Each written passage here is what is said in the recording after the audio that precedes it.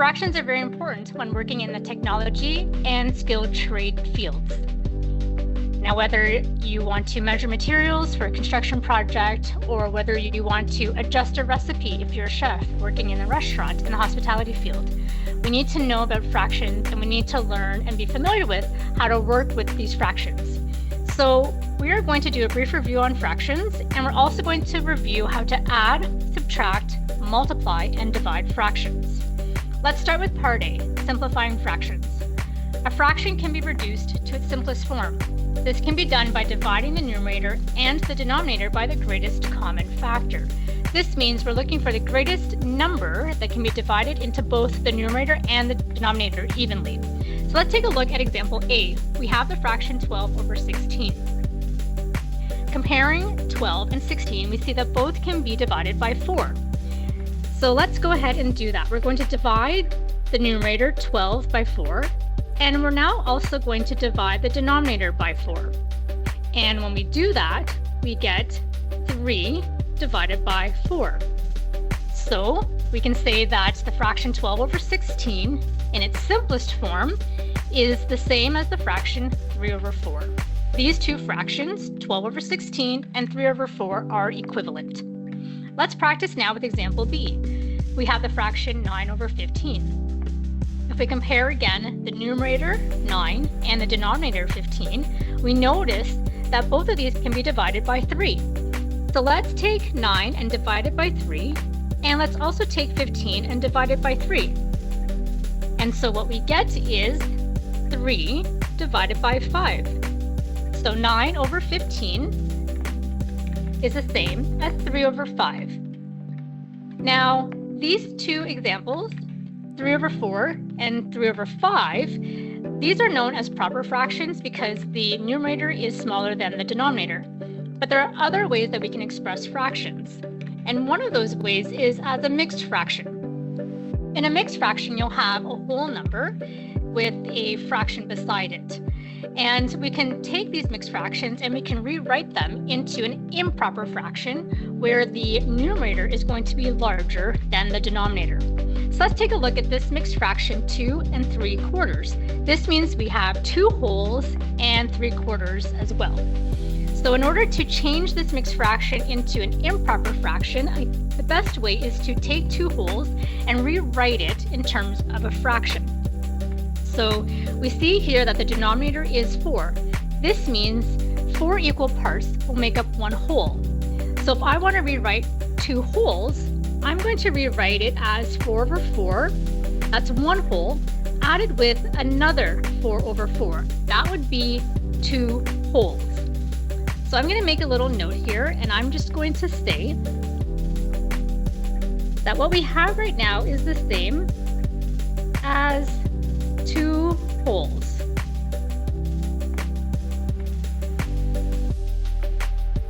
And what we have to add as well is the 3/4 that's left. And now we're going to continue to add these fractions together. So our 2 wholes, we have the 4 over 4 added to another 4 over 4. That's going to give us a total of 8 over 4, and we still have the 3 over 4 remaining. So 3 over 4 plus the 8 over 4 as our 2 wholes, that's going to give us a total of 11 over 4. And so 11 over 4 would be the improper fraction that represents 2 3/4. So we'll see here that this is our improper fraction, as we see here. So now that we have reviewed our fractions, let's now talk about how to add, subtract, multiply, and divide our fractions. Now, as you saw in our previous example, fractions can be added if there is a common denominator. When the denominator is the same, this allows you to add or subtract the numerators. Sometimes you may need to change the denominator of a fraction so that all the fractions have a common denominator. So let's practice with these examples here. So first we have in example A, we want to take 1 over 5 and we want to add it to 2 over 5. Now again, the general rule with adding and subtracting fractions is that the denominators have to be the same. In this case here, we see very clearly that the denominators of our two fractions are the same. So this makes it very simple for us because all we have to do is simply add the numerators together. So if we take 1 over 5 and we add it to 2 over 5, we will get a total of 3 over 5. Now in part B, we see that it's slightly different. If we compare the denominators, they're different. We have 4 and we have 5. So what we want to do before we can add these two fractions together is we want to get the same common denominator. So we look at 4 and we look at 5, our denominators, and we try to come up with the lowest number that both 4 and 5 can be divided into. And so if we compare, we see that 20 is going to be our common denominator.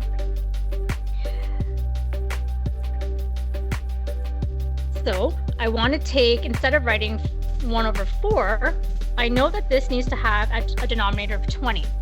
Now, if I want a denominator of 20, that means I had to have multiplied the 4 by 5. Now fractions, again, whatever you do to the top or bottom, you have to do the same for the opposite. So if I multiplied the denominator by 5, I have to now also multiply the numerator by 5. So this means that 1 times 5 is going to give me 5. So what this means is that 1 over 4 is going to be the same as 5 over 20. Now I'm going to add that to 3 over 5, but again, I need a common denominator, and it has to be 20. So in my denominator here, I need to multiply the 5 by 4 to give me 20. But if I multiply the denominator by 4, I have to now also multiply the numerator by 4, and that's going to give me 12.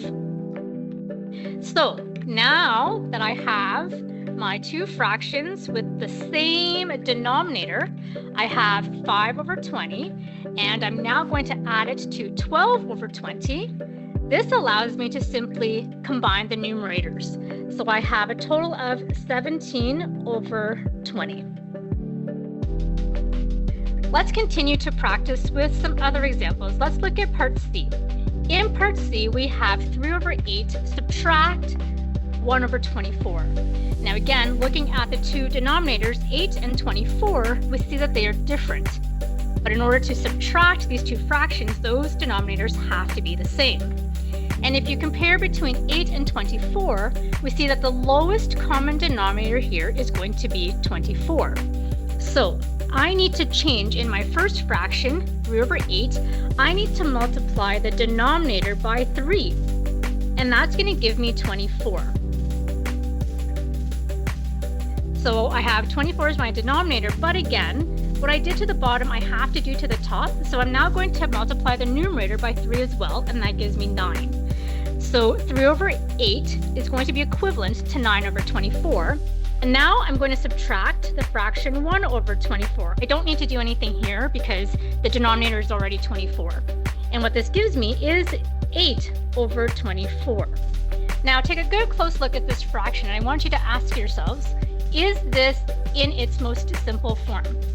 Because if it isn't, we need to continue and go one step further and reduce this fraction, just like as we did at the top of this video. So looking at 8 and 24, we see that we can divide both of these numbers by 8. So if we divide 8 by 8, we get 1. And if we divide 24 by 8, we get 3. So when we subtract 3 over 8 and 1 over 24, we get 1 over 3 as the simplified answer. Perfect. Now let's move on to example D.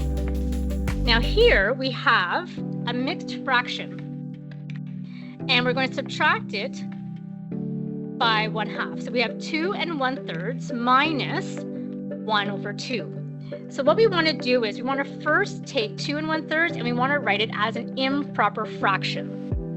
So what we can do is what we did at the top of the lesson is we can take 2 1/3 and rewrite it as, now notice that the denominator here is 3, right? So 3 equal parts is what's going to give us 1 whole. So you could go 3 over 3 plus another 3 over 3. That's what gives us 2 wholes. And then we still have the 1 over 3. So this part here gives us 2 1/3.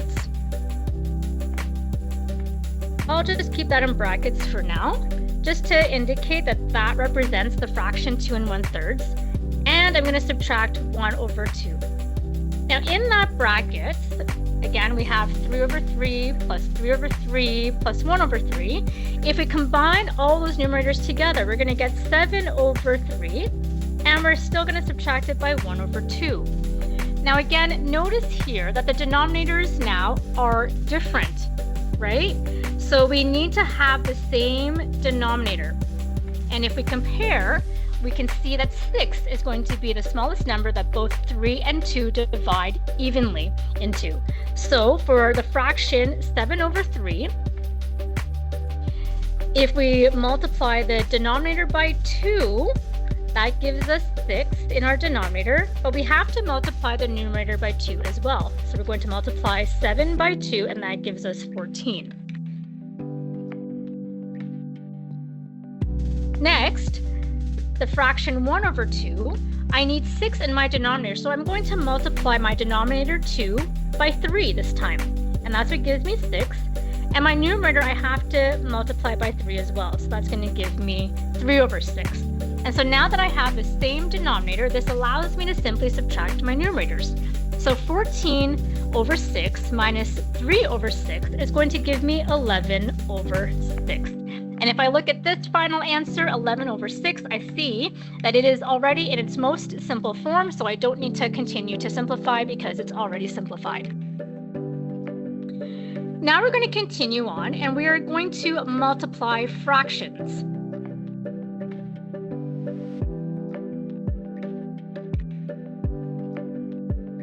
Now, multiplying fractions, we're going to multiply the numerators together, and then we're going to multiply the denominators together.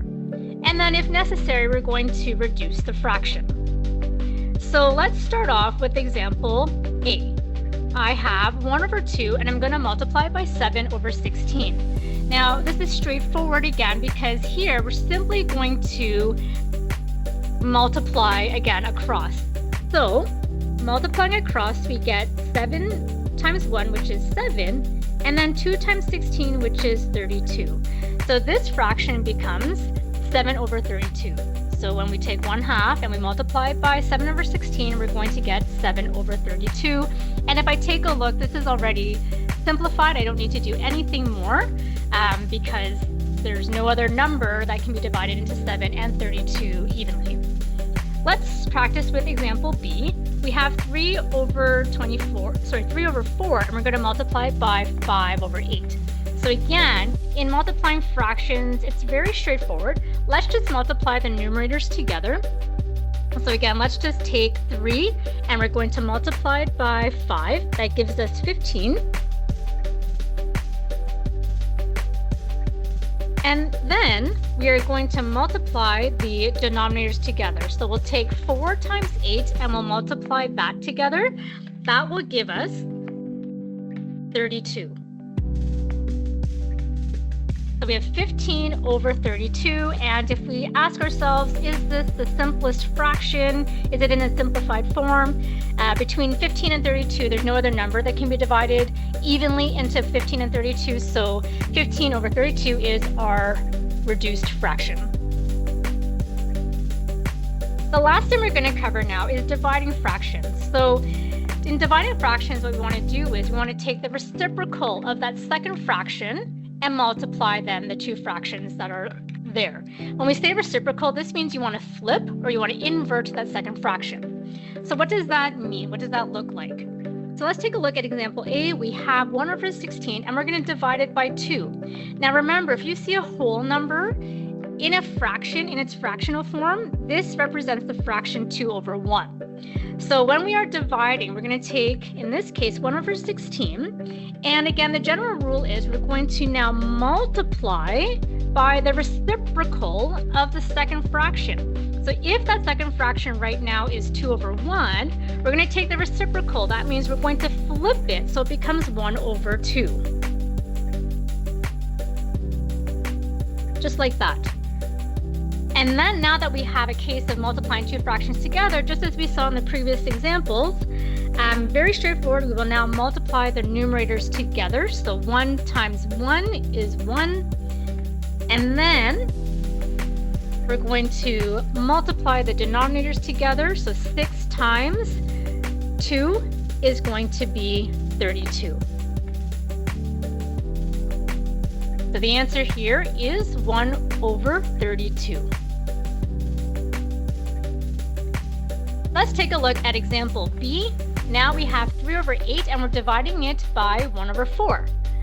So again, when dividing fractions, the general rule is you take the first fraction, 3/8, don't touch it, and then we're going to multiply by the reciprocal of the second fraction. So if we look at our second fraction, 1/4, the reciprocal, when you flip this fraction, it's simply going to be 4/1.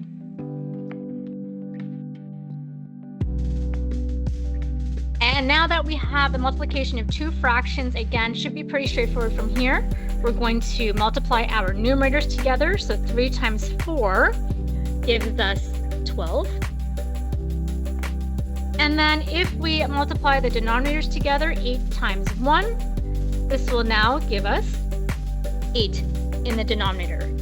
Now take a look at that fraction again. Is this in its most simplified form? The answer is no, because if we look at both 12 and 8, we see that the number 4 can be divided into both 12 and 8.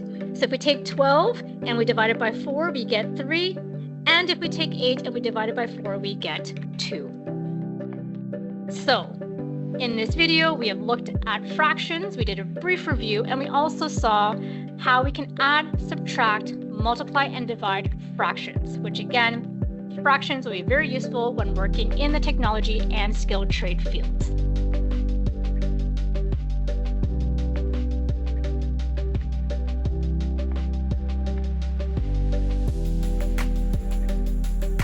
We have looked at the different systems of measure, and we have seen that there are two different systems. There's the metric system and the imperial system. In the metric system, for length, we might use units, which include the millimeter, centimeter, or kilometer. For mass, we might use grams or kilograms. For volume, we might use milliliters or liters, for example. In the imperial system, for length, we might use units which include inches, feet, or even miles. For mass, we might use pounds or ounces. And for volume, we might use gallon or quarts. Now, it's useful to know how to convert within each of these two different systems. So let's take a look at how to do that with our examples.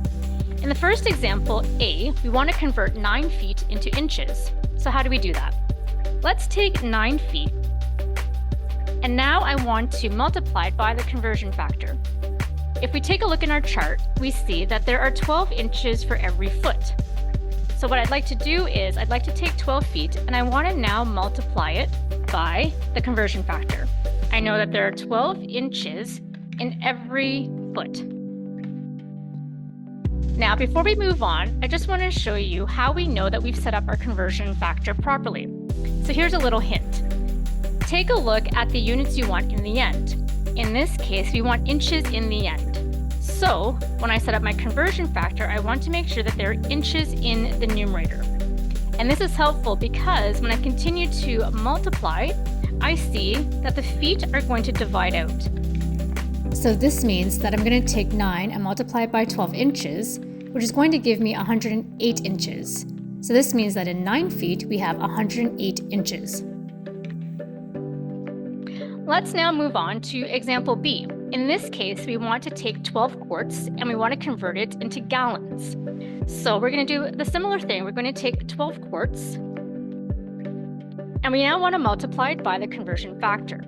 Again, looking in our chart, we see that for every gallon, there are 4 quarts. So let's set up our conversion factor. Because I want gallons in the end, I'm going to make sure to put gallons on top. So I'm going to put 1 gallon, and I know that in every gallon, there are 4 quarts. And so now when I go to multiply, I see that the quarts are going to divide out. So this leaves me with 12 times 1/4. and I'll write it as a division because that's the same as 12 divided by 4, which is going to be the same as 3 gallons. So this means that 12 quarts is going to be equivalent to 3 gallons. So what we've done here is we have converted within the same system. But what's also useful to know is how to convert between the different measurement systems. So example, if you want to go between the metric system and the imperial system, or the other way, how do we do that? So there are conversion factors set up here, and this is what we see in the chart. So for example, for length, we know that in 1 inch, that is the same as 25.4 millimeters or 2.54 centimeters. For mass, for example, if I want to go again between the metric and imperial system, I know that 1 pound, for example, is the same as 0.454 kilograms. And for volume, similarly, if we're going between gallons and liters, we see that 1 gallon is equal to 3.785 liters. So we can use these conversion factors to convert between the metric and the imperial systems. So let's practice how to do that. Going from the metric to the imperial system, or maybe the other way around. In our first example, A, we have 5 feet, 11 inches, and we want to convert that into centimeters. Now, it's interesting to note that in 5 feet, 11 inches, there are 2 different units here. We have feet and we have inches. Ideally, we only want to work with just 1 unit. So let's convert 5 feet, 11 inches into inches. And so we're going to do then what we did at the very top. So I'm just going to write this little note. Let's first convert 5 feet, 11 inches to inches. So in 5 feet, from what we did in our previous examples, I want to see how many inches 5 feet is equal to. And using my conversion factor, if we remember, there are 12 inches in every foot. When I go to multiply, I see that the feet will divide out. So that leaves me with 5 times 12 inches, which is 60 inches. So that means that 5 feet, 11 inches. 5 feet I can replace with 60 inches. I'm going to add that to the other 11 inches that are there. And I see now that 5 feet, 11 inches is the same as 71 inches. So now that I have that in 1 unit alone, I can now continue to convert into centimeters. So I'll make this little note. Let's now convert 71 inches to centimeters. So I'll take 71 inches, and I'm now going to use the conversion factor that I see here up in my chart. So notice at the very top, in 1 inch, we have 2.54 centimeters. Because I want centimeters in the end, I'm going to put my 2.54 centimeters in my numerator of my factor. And so there are 2.54 centimeters for every inch. Now I'm going to multiply, and I see again that my inches will divide out, which is perfect. So I have 71 times 2.54, and if we go to calculate that, that will give me 180.34 centimeters. So here we have that 5 feet, 11 inches will convert to 180.34 centimeters. Let's move on to example B. Here we want to convert 4.5 gallons to liters. Now this example is a lot easier than the other one because our original value, we have 4.1 gallons. So there's already 1 unit. We don't need to do any other conversions ahead of time. So let's take 4.5 gallons. And again, I want to convert it to liters. And if I look at my chart, I see that there are 3.785 liters for every gallon. Now, because I want liters in the end, I'm going to set up my conversion factor so that liters are in the numerator. So I'm going to take 4.5 gallons, I'm going to multiply it by 3.785 liters by 1 gallon. So when I go to multiply, I see that the gallons will divide out. So that means I have 4.5 times 3.785 liters, which will give me a grand total of 17.0325 liters. So 4.5 gallons is equivalent to 17.0325 liters. And that is how we convert between the metric and the imperial systems.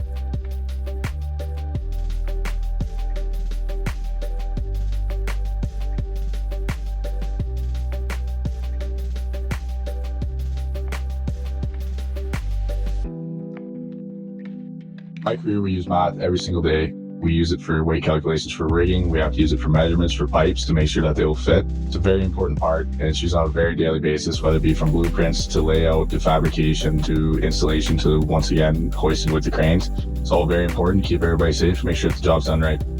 Use systems to measure every day. Use it for layout, fabrication.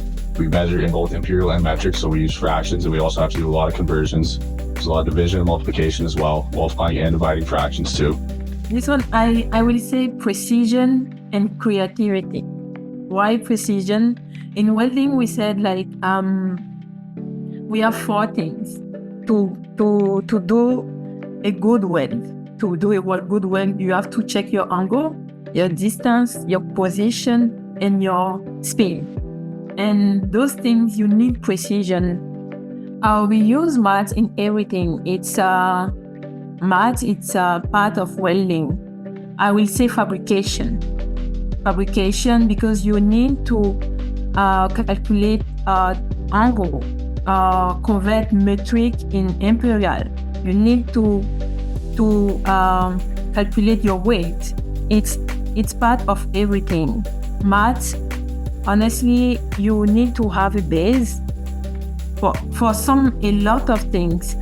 For reading blueprint, you need to check to use math. Math, pipe fitting, even for the pipe, you need to use math. So, for me, one thing I realized was geometry. Patient movement, the stretcher, the angles that we have to calculate, the fit through narrow doors, narrow hallways, things like that. I never thought it would be so useful in this career. A big part of the mathematics in our career has to do with the medical math, so calculations in regards to the medication that we have to administer. Some are pretty simple. We have morphine, 10 milligrams, and 10 milliliters. We need to get 5 milligrams. How many millimeters are we going to get? Very simple. We have dopamine here. We have 200 milligrams and 250 cc's. We have to give 5 micrograms per kilo per minute to a adult male that weighs 60 kilos. And to do this, you need to use one of these here, where you have 60 drops per millimeter. So my question to you is, how many drops a minute must you give to this patient? If you give none enough, their heart will fail and the person will die. If you give too much, you're going to create lethal cardiac arrhythmias and the person will die. So another calculation that you might have to do is for a drug called midazolam. We give that drug for patients in seizures. So I'll give you an example. You're called for an 8-year-old patient in seizures, convulsions. So we need to figure out how much medication we're going to give them. That medication is also weight-based. Now we need to figure out how much the patient weighs. Now, if the parents can't tell us, we use the calculation, and it's the age times 2 plus 10. So in this case, 8 times 2 plus 10. The little things, like I said, with math, you still have to be able to do basic adding and subtracting when it comes to customers. Some places will use a register, but if you're a business like mine, you don't necessarily have a register, so you have to be able to do the math on your own. So it's basic math, but you still have to be able to do it on your own to calculate the cost of everything. And my barbershop tax is included, so it makes it a little bit easier, but you still have to be able to do it on the fly. If you have boys, then the boys would get that, and it's only if they're cutting their hair really short. If they're not cutting their hair that short, then you're not going to get that. You might get a 2 on the side, or a 1 on the side, or half on the side, but you're not gonna get low on top unless that's what you want. Some ladies, I have done a lot of ladies where they'll shave off the side or shave off the back. I do have a lot of female clients as well. A lot of times you may not realize that that's what you're actually doing, but you have to be able to talk to the clients and figure out what it is that they want. So I go level by level. So especially if somebody doesn't know what they want, in terms of haircut, they don't know all the levels, just like you're not sure of your level, but you want to cut your hair off. I had a client this week, he has really long hair and he wanted to cut it off. I said, are you sure you want to do that? I asked him multiple times. So we had to get to the level, right? I looked at his hair, I said, okay, he wants it short. I usually start at levels higher. Math plays a role in my job in several ways. I handle daily sales transactions, dealing with petty cash, calculating costs, processing payments, managing a till. I review, reconcile, and compile financial reports at the end of each day and month, ensuring accuracy and completeness. Fractions and measurement systems come into play when assisting visitors with travel distances and estimated travel times. I use measurements with maps to calculate distances. I calculate expected travel durations. I help visitors plan efficient routes. This includes converting kilometers into miles for international visitors, measuring scale distances, and providing accurate directions